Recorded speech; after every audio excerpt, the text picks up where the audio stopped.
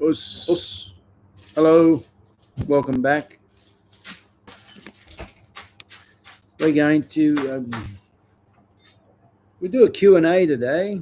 Oh, gee, I'm getting old, eh? Look, I'll do the Brazilian thing, something like that. Anyway, I was watching a fantastic video with a gentleman named Professor Malibu, and he goes, "Look, 67, amazing, isn't it? I don't feel a day over 66." And that's how I feel. Anyway, Rochelle, Us, Marco, Us, good to see you. We're just going to do a Q&A today. And if we don't get any questions, that's okay, because we've got a couple that we'd like to share. When were you training with Nick? I saw you had photos with Nick Pettis. Was that recent, Rochelle? That looked fantastic. It's good to see Nick in a gi again. That's very exciting. Was Sensei Mike just a few days ago with me. Got to say, these drinks that my wife made for us, they're delicious. Yeah, they're the best things in the world. It's just a no sugar cordial, tiny bit of cordial with soda water and ice. It's so refreshing after training. It's just delicious. Yeah, it's a ripper. That's very exciting, and I'm really excited to see Nick's back teaching, because he's got so much to offer there. And speaking of teachers, we have Jean-Jacques Machado, who's in Australia. My friend Cookie Vasidio from the martial art, from the not combined. What's her school in Brisbane? Not sure.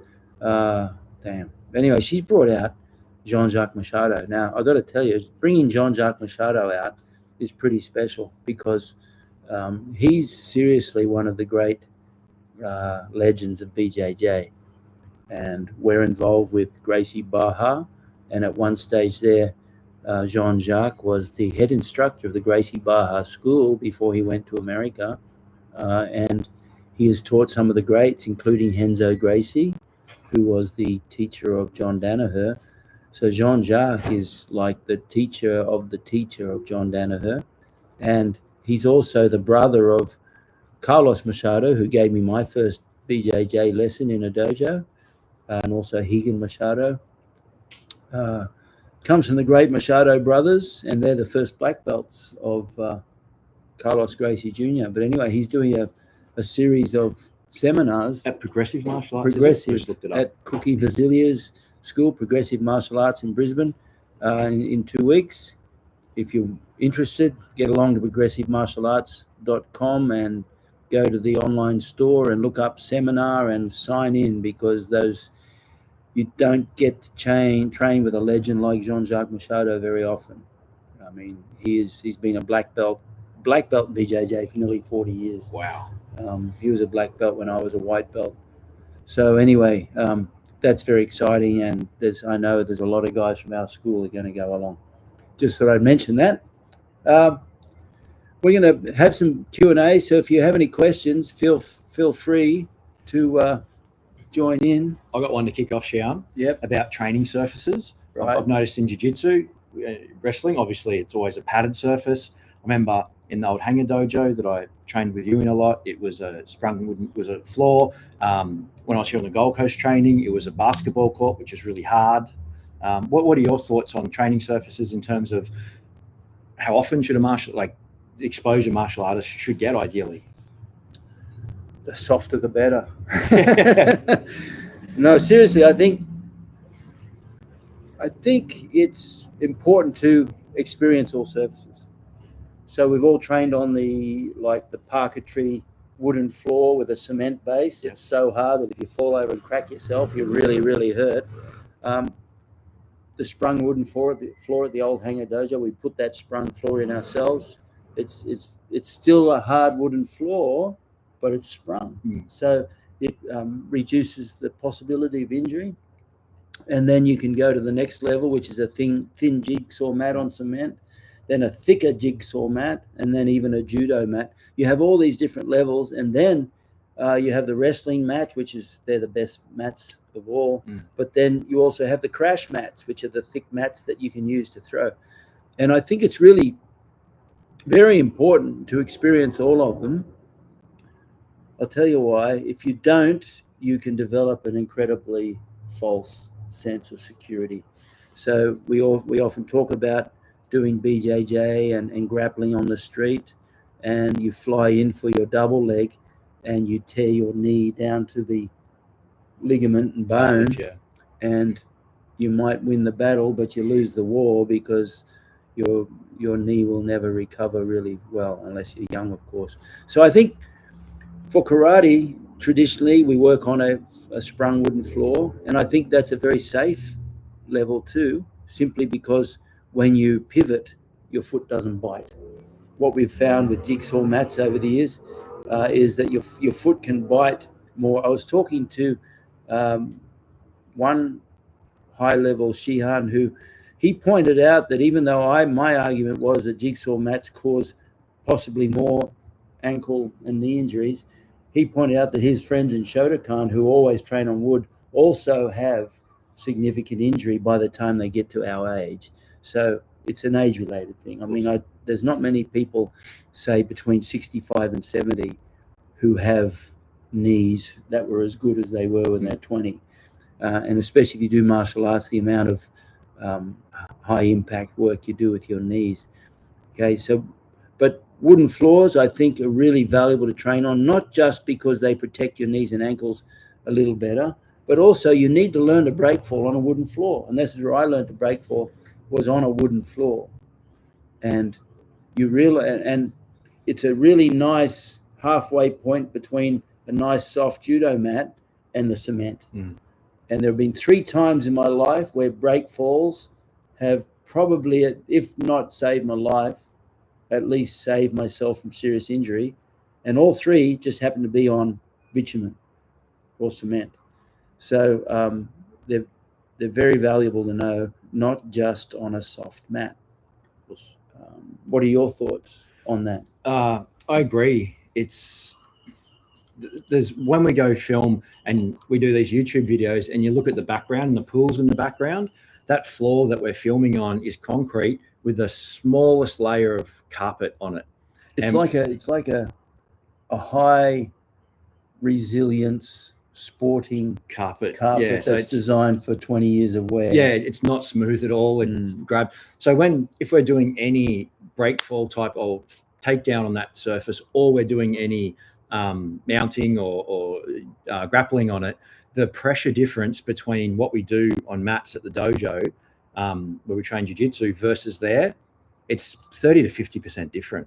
It's a completely different feel, and the comfort that you feel on soft mats, especially in bottom positions or takedowns, versus on that concrete and that really tough coarse carpet, it's chalk and cheese. So I think it's a reality, like you said, that, and you mentioned the other day to me, you said, we should train on concrete a little bit more sometimes as well, just in passing. And I thought, yeah, you're right. We do probably need to do that some more, because it's just a reality that is different. And it goes to show the importance of break falls. You know, when you fall, keep your chin. You always say, look at your belt when you break fall, because you don't want to hit your head on concrete versus mats are so much more forgiving, which is why we train on them.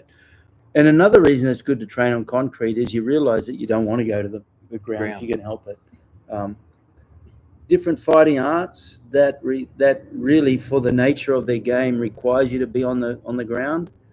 You don't want to be doing that on bitumen, rough bitumen, or on cement, because if you can imagine having someone in your guard on cement and all they have to do is just reach over and push your head in the cement, back off, protect, push your head in the cement again, back off.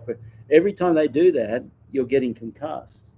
And so I think it's really, really valuable for grapplers to train on hard surfaces.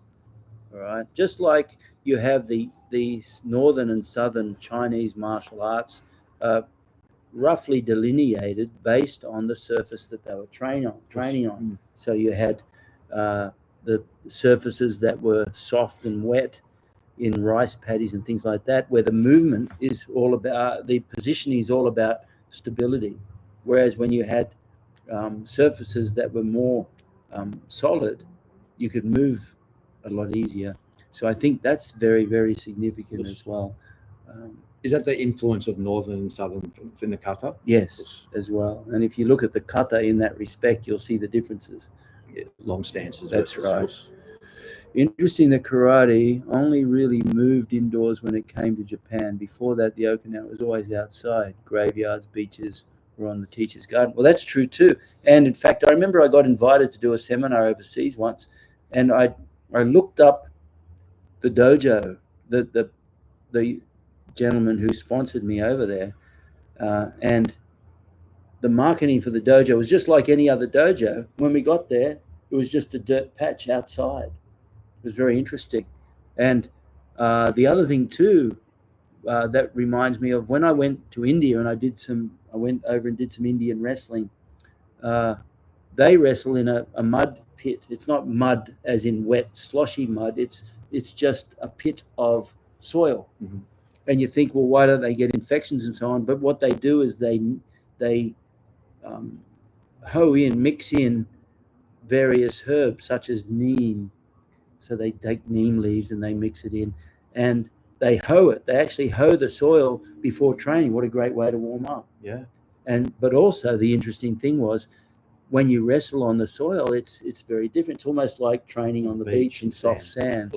So it's a really good point that it's only when karate became institutionalized, and the Japanese have an aversion to being dirty, as you know. So they probably took it indoors and made it very clean on that wooden surface. It behoves everyone to experience training on all different surfaces. I've often mentioned that time when I had that interesting experience with a gentleman, and he said, well, let's train on the cement. We were at a park. It was beautiful, soft, lush grass 5 meters away, but he wanted to train on the cement. And one thing led to another. And when he hit the cement, I'm fairly certain his head hit, but not that hard. But what did hit was he unconsciously, because he was used to working on a softer surface, kind of broke his fall with his elbow. And it just tore his arm to shreds. Tore his elbow to shreds. So you have to be conscious as well of the dangers of different surfaces, and particularly you're going to have a really hard time getting into any sort of realistic confrontation on anything except bitumen or cement. And if you want to go online, look up fights, and 99 times out of 100 they're on a very, very hard surface. So you owe it to yourself to experience those surfaces. And training outdoors too, Shihan. I remember you said Salso used to always like big nature, training in big, powerful environments in nature. And I look out your window here and it's just beautiful. The ocean's there, the beach, the sand, the sun, the surf. So there's so many benefits of the training in just nature, amongst trees, amongst the ocean, amongst the sand, just for our bodies and our health and our well-being as well.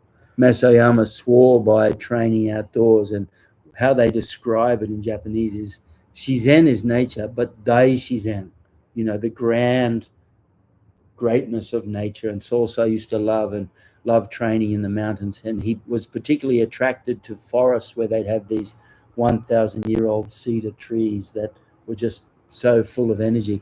And the interesting thing is the Shinto faith is actually an animistic faith. So what they would do is they would attach an awe to aspects of nature that were awe-inspiring. So, for example, they would look at Mount Fuji and give it the reverence of a demigod sort of thing. It's not like they're saying that it was a demigod. What they're saying is it is a part of Mother Nature, the greatness of nature, and it deserved reverence. And so when you go outdoors and you train, and Mitch and I know too, because we've trained together on the beach, we've trained together under waterfalls, these sort of things, you really feel that. Yeah, it's incredible. It's something that I'd love to do even more of. As I get older, I want to be outdoors training more. I just love it. That's right. And especially when you think about the artificial air that we breathe indoors all the time, even through winter, even in cold winters. And I remember when I was living at Hombu in Uchideshi, it was one of the coldest winters I think the coldest winter in 30 years.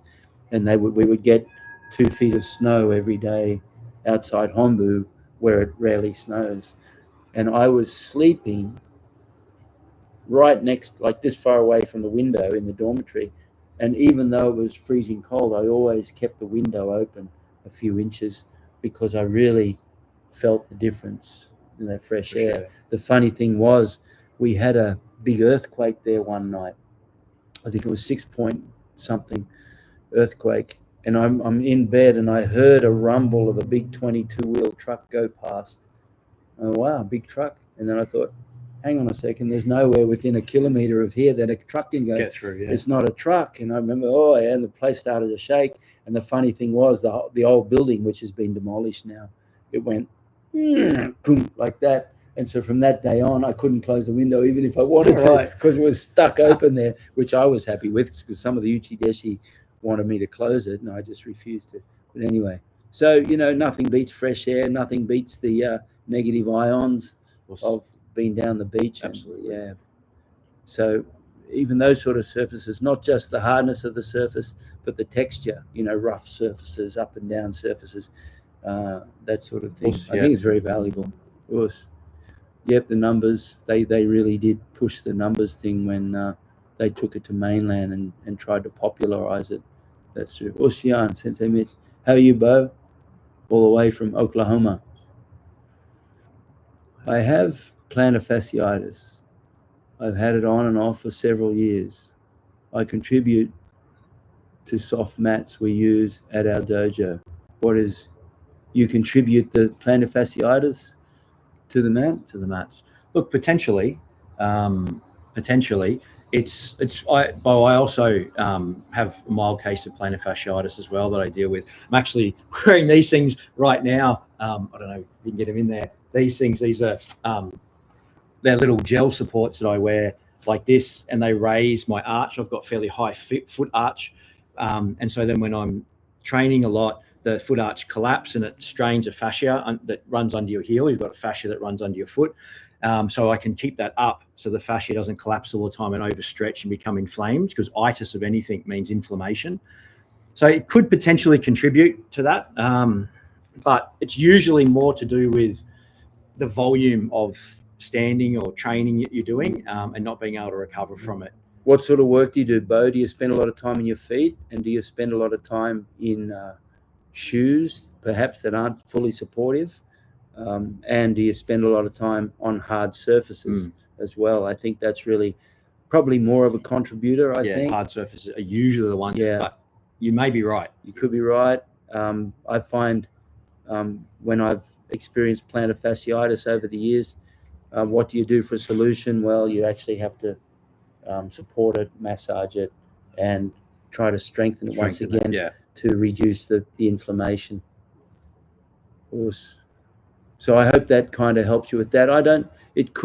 Well, obviously we're not doctors at all, but it could contribute. But from my experience, softer surfaces, if anything, probably relieve it somewhat.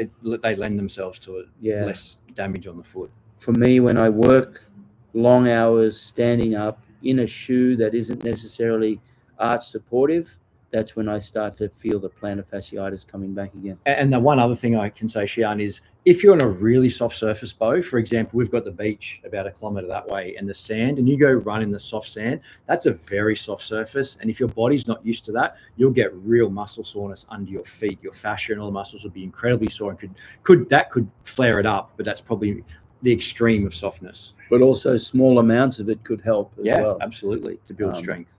As a child growing up as a nipper, which is a junior lifesaver, which is, you spend a lot of time training and competing on sand.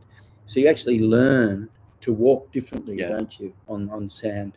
But you do feel, even now when I go for short walks on sand, I feel how it's benefiting my feet. I can feel that small connective tissue and muscles are getting an exercise probably more than it would. I know in karate too that Hanshi Daigo Wishi always talks about, if you do all the 30 basics you work every muscle in your body from the top of your head to the bottom of your feet. And you know that to be so because, you're pushing the heel out, you're pushing the instep out, you're pushing the foot out. So you're extending the ankle but flexing the toes. So all those sort of things, you're doing side kick. All those foot positions work the muscles and joints in your feet completely, And something else, Shihan, is that the warm-up of Kyokushin is incredible as well, because when you do those things, you do them passively first. So we're here and we're doing this with our toes. We're actually passively moving our joints first, then we're actively doing them in the Kihon,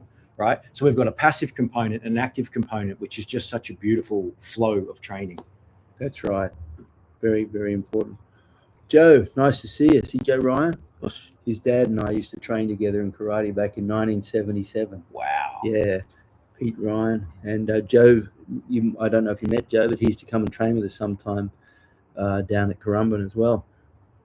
Yeah, I haven't been to Gracie Barra Broadbeach yet. I reckon if I roll with Big Joe would sort out old Cam. Big Joe and old Cam aren't a good combination. Good on you. But anyway, nice to see your name, Joe. Vasas Sergio Senior. Greetings from Poland. Strasvete and also Dzień dobry. Opole Kyokushin Club. Nice to see you, Vasos. That sounds like almost a Greek name. Oklahoma State Trooper. Stands several hours a day. There you go. I think your training, if anything, would probably be helping.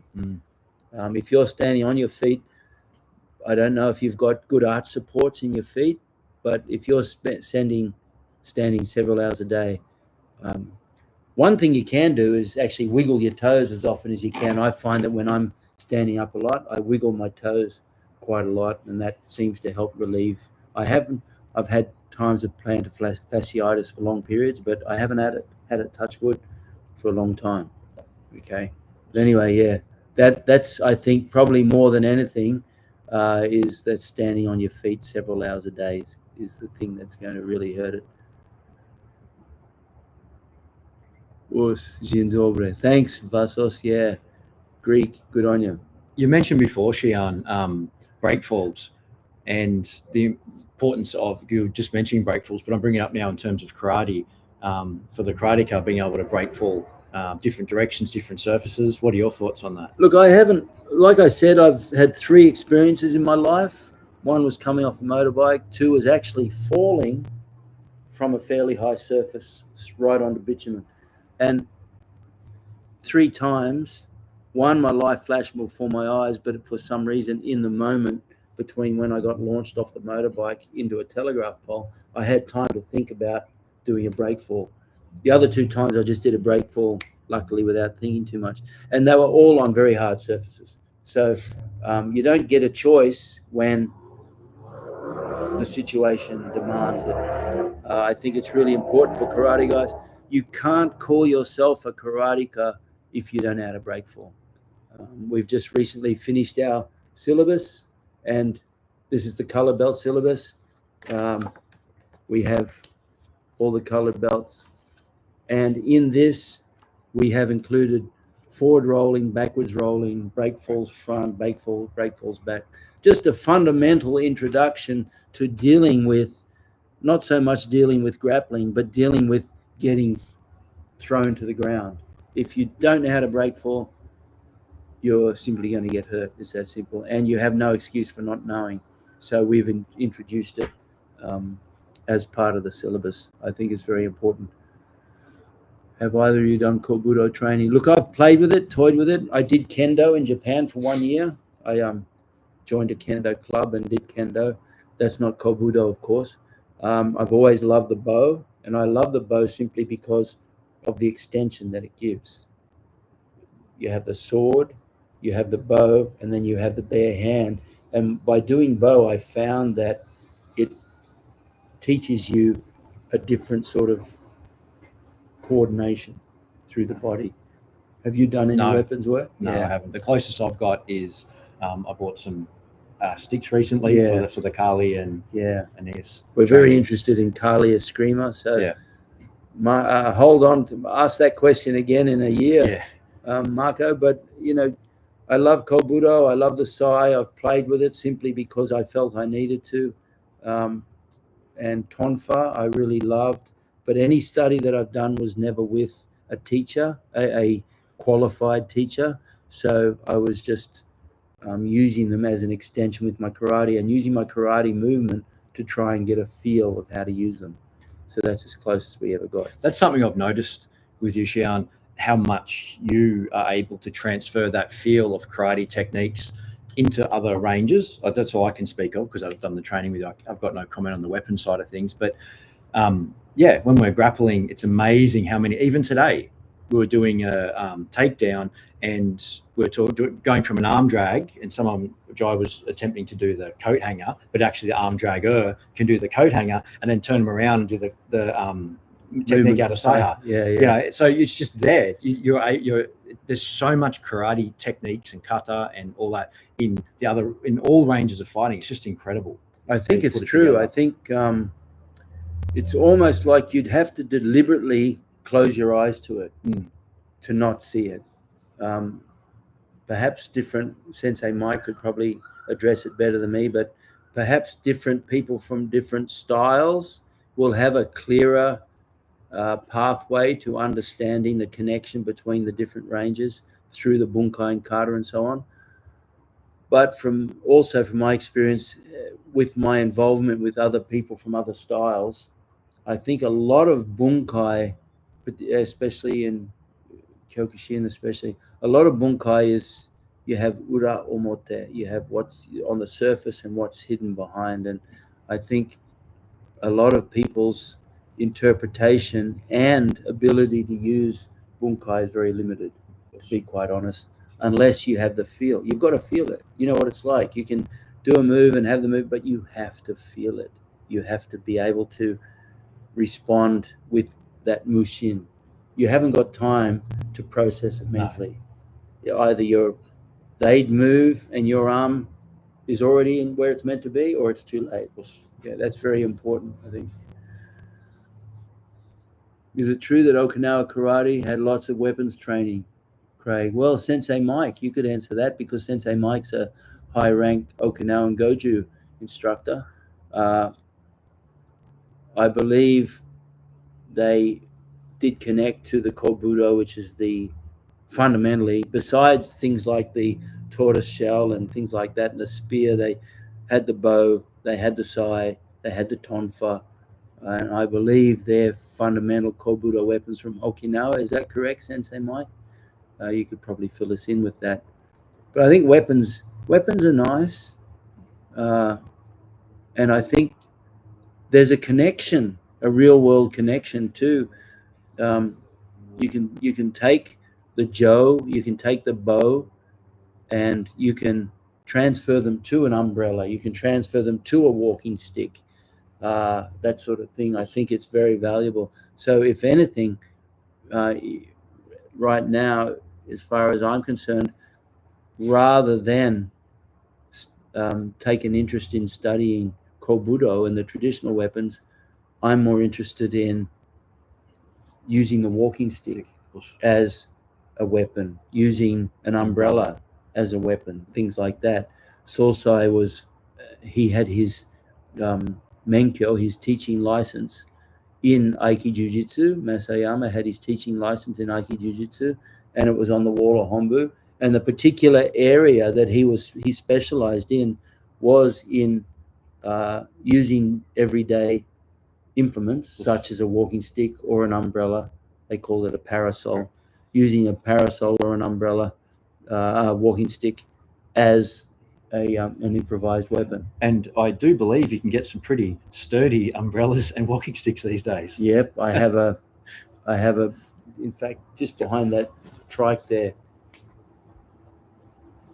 I have a good umbrella, this umbrella. This is by the brand, it's called Uzi. See that? And this is guaranteed not to break. It'll take about 300 kilograms. If you put it between two blocks and jump on it with 300 kilos, it's not going to break. It's a great umbrella. Of course, it just does the normal sort of umbrella things. It opens up and so on, but it's very solid. It's polyurethane and carbon fiber, and also the tip of it has a glass breaker. So if you ever get stuck in a car, that's a very useful add-on. And it's solid. It weighs maybe half a kilogram, or it's pretty solid as well. Very, very useful. And I'm toying with this, learning how to use it. This is a good walking stick as well. This is just a normal old walking stick, but it's made of indestructible polyurethane. You can't break that if you wanted to. And it's heavy enough to whack, but not too heavy that it's too difficult for an elderly person to swing. That one there. I also have another lighter walking stick that we're practicing with. This is more a rattan cane. So this is more along the lines, very light. It's a training stick, which allows a very quick movement. Plus with this hook here, you can use that as well. So the extent of my weapons training right now is a walking stick and an umbrella. Let's have a look here. Weapons karate. The true Okinawa karate. Well, there you go, Sensei. Kobudo and karate were often taught in the same dojo in the past.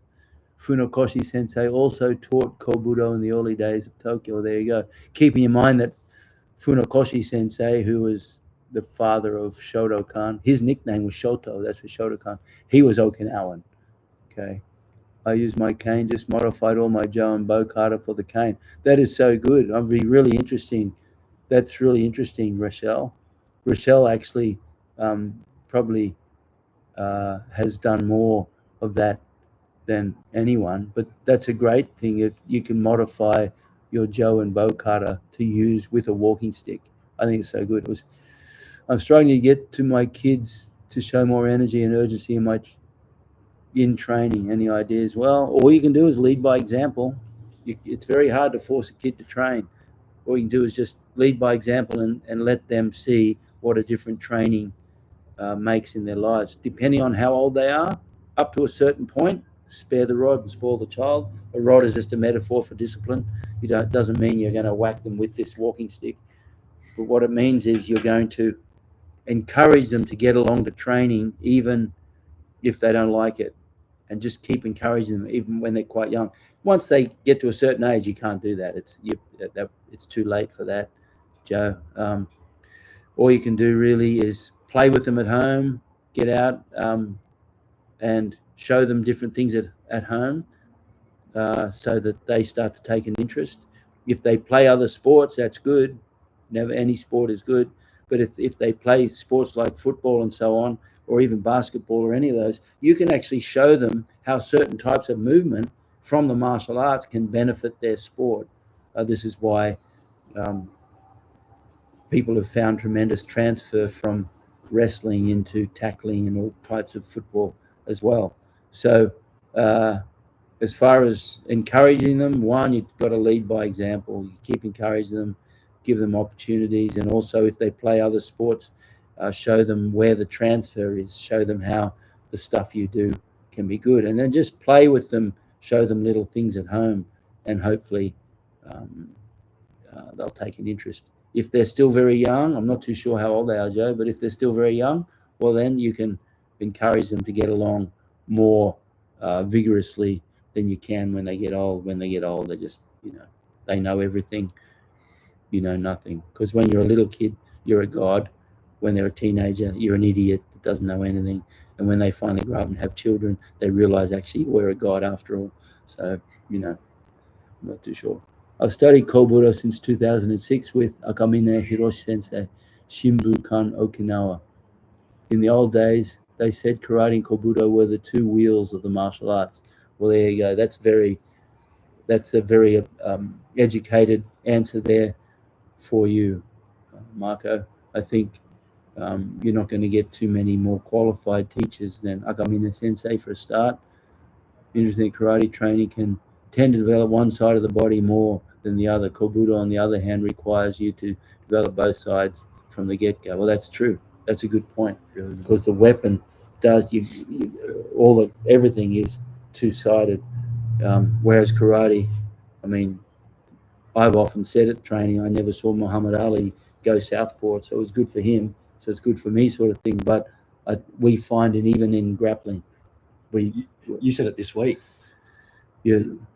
What did I say? We're doing the over-under pass, and you said this week, for everyone that does it one way, this week focus on doing your non-dominant side. Yeah. To balance it up. That's right. You do get used to doing it one side or the other, and quite often everybody seems to do the same dominant side, which means everybody gets used to dealing with it.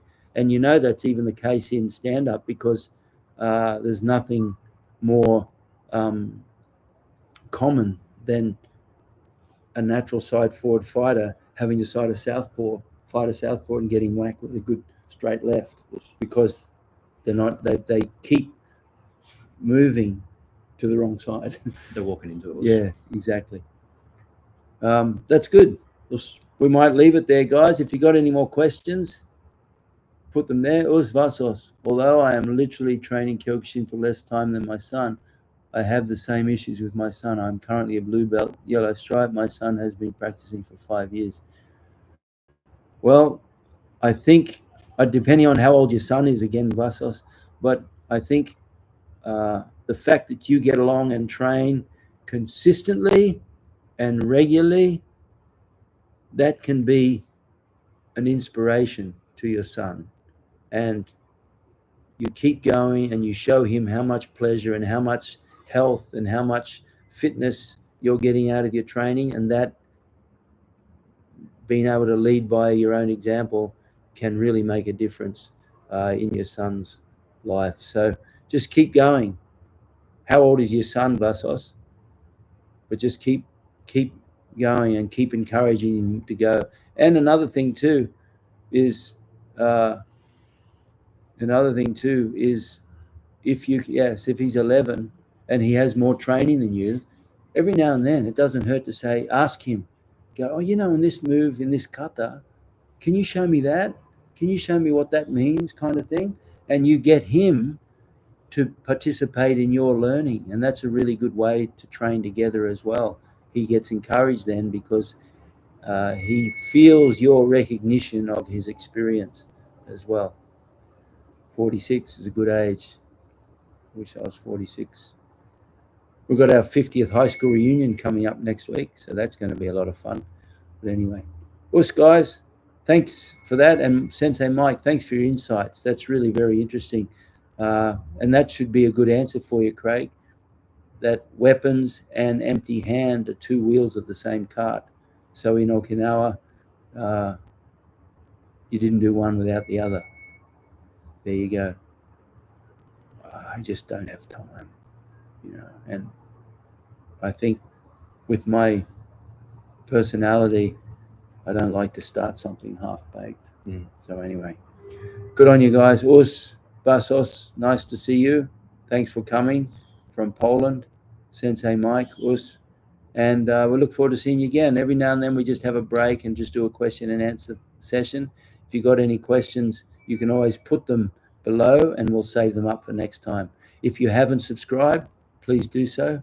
We're trying to build our channel up to 2 million. We've only got 1,996,000 to go. At all. Yeah, we're getting there. It's chipping away bit by bit.